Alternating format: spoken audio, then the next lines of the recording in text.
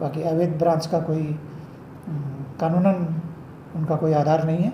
बाकी अवैध ब्रांच का कोई कानूनन उनका कोई आधार नहीं है और आगे भी कठोर कार्रवाई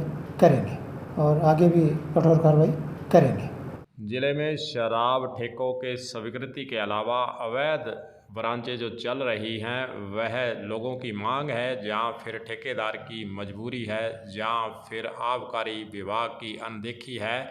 यह तो जांच का विषय ही बना हुआ है। लेकिन जिला अध्यक्ष बलवीर बिश्नोई के द्वारा अवैध ब्रांचों का मुद्दा कलेक्टर के सामने उठाया गया तो कलेक्टर ने जिला आबकारी अधिकारी को आदेश दिया कि आप जाइए और गाँव के अंदर जो अवैध ब्रांचें चल रही हैं उनकी जांच करवाइए और उनको बंद भी करवाइए।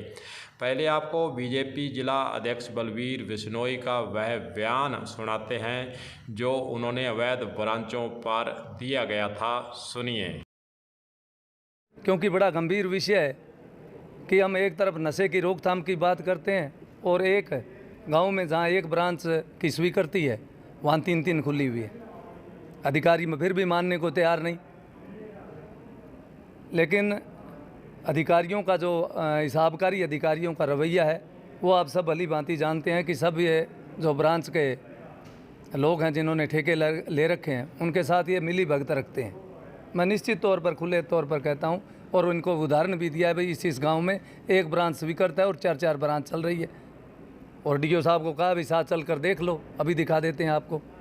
लेकिन इनको सब पता है, इनकी सब मिली भगत है। वो तो एकदम उदाहरण के तौर पर बात आई। भाई कलेक्टर महोदय ने कहा कि आप पर्टिकुलर नहीं, आप एक जगह का नाम बताइए, तब मैंने एक गांव का नाम ले दिया। पूरे ज़िले में ये स्थिति है।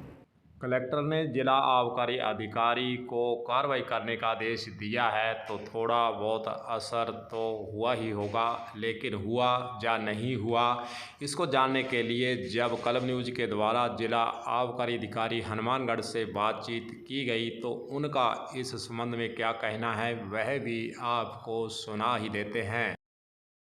श्रीमान जिला कलेक्टर महोदय हनुमानगढ़ के द्वारा आयोजित जन सुनवाई बैठक में 2 जगह के अवैध ब्रांचों का कोई मुद्दा सामने आया था, जिसमें एक महीना वाली और एक 18 एसपीडी। दोनों ही जगह के लिए कल उस क्षेत्र के प्रहराधिकारी श्री विनोद कुमार एंड आबकारी निरीक्षक श्री सरदार सिंह दोनों को ही पाबंद किया गया है। उनको पत्र के द्वारा भी पाबंद किया गया और उनको कल दोनों ही जगह भेजा गया था। इस तरह की कार्रवाई, और वो आज भी उसी क्षेत्र में रहेंगे। जैसे ही कोई चीज़ वहाँ इस तरह की नज़र आएगी हम तत्काल कानून के अनुसार कड़ी कार्रवाई करेंगे। जिला आबकारी अधिकारी के द्वारा यही कहा गया है कि नीचे के अधिकारियों को आदेश दे दिए गए हैं कि अवैध ब्रांचों की जांच की जाए और इस पर रोक भी लगाई जाए। जब उनसे यह प्रश्न किया गया कि अवैध ब्रांचें ठेकेदारों के द्वारा उनकी परिधि ज़्यादा होने या फिर उनकी मजबूरी के कारण जो चल रही हैं उसको नियमित करने का कोई प्रावधान है या नहीं, इसके बारे में उन्होंने क्या कहा है वह भी आपको सुनाते हैं। सुनिए।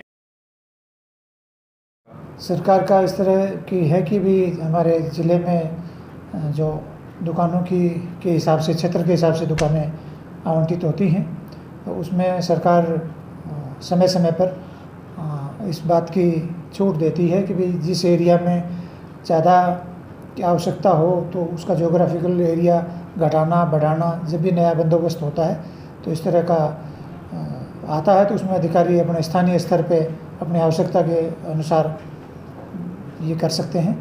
लेकिन दुकानों की संख्या है वो राज्य सरकार की नीति के अनुसार एक फिक्स है, वो उससे ज़्यादा नहीं हो सकती। आपस में विवेकीकरण, जब नया बंदोबस्त आता है तो कई बार इस तरह की छूट आती है कि विवेकीकरण करते हुए हम जहाँ मोस्ट आवश्यकता हो उस पॉइंट पे लोकेशन दी जाती है।